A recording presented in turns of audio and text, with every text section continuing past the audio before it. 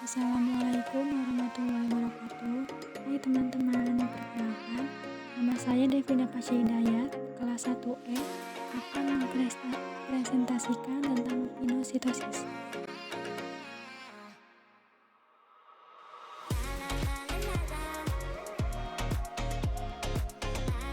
Pinositosis adalah jenis endositosis yang melibatkan pengembangan cairan ekstraseluler ke dalam sel. Dengan memanfaatkan proses pinositosis, sel dapat menarik cairan dan bahan zat terlarut.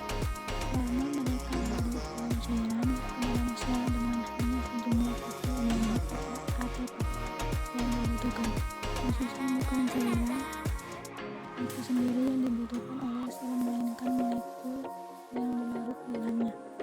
Ketika sel mengelola cairan disimpan di dalam vesikel disebut vesikel pinostik. Pada dasarnya, vesikel ini adalah organel terikat, membran yang terbuat dari lipid yang sama dari membran sel.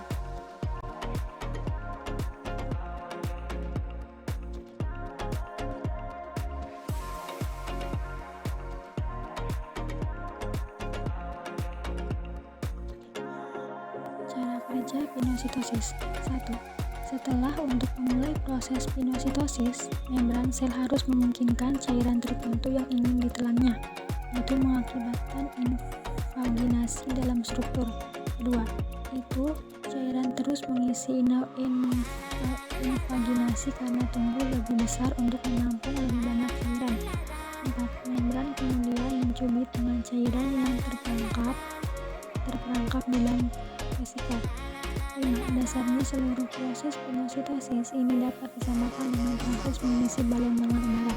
Saat Anda mengudara, balon diisi sebelum akhirnya dijepit dan diikat dengan udara yang terperangkap di dalamnya. 6. Sejak kedatangan mikroskop elektron, proses pinositosis diketahui mudah terjadi pada waktu yang berbeda di hampir semua jenis sel. Contoh pinositosis seperti disinggung sebelumnya, pinositosis adalah proses yang terjadi hampir sepanjang waktu. Berikut ini adalah beberapa jenis sel yang paling umum melakukan pinositosis. 1. Sel-sel usus dengan mikrofili. 2. Usus halus adalah organ yang dikenal untuk melakukan penyerapan nutrisi. Karenanya, tidak ada pertanyaan mengapa sel-sel melapisi epitel usus melakukan pinositosis dengan baik. Pada dasarnya, sel dengan proyeksi mikrofili hadir agar dapat dengan mudah menyerap nutrisi cairan dan matriks ekstraseluler. Dalam sel epitel, salah satu dari banyak sel yang melakukan pinositosis adalah sel epitel. Sel ini memanfaatkan pinositosis untuk mengambil bagian cairan darah di permukaan kapiler. Vesikel yang terbentuk kemudian berjalan melintasi sel kapiler lain, mengeluarkan cairan ke jaringan sekitarnya. 1. Dalam sel telur manusia, seperti sel-sel yang disebutkan di atas, sel telur mencerna nutrisi yang ada di lingkungan ekstraseluler untuk pertumbuhan zigot di masa depan. 2. Perbedaan fagositosis dan pinositosis.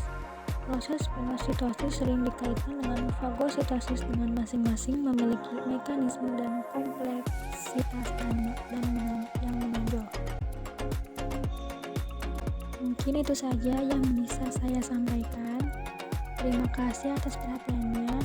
Wassalamualaikum warahmatullahi wabarakatuh.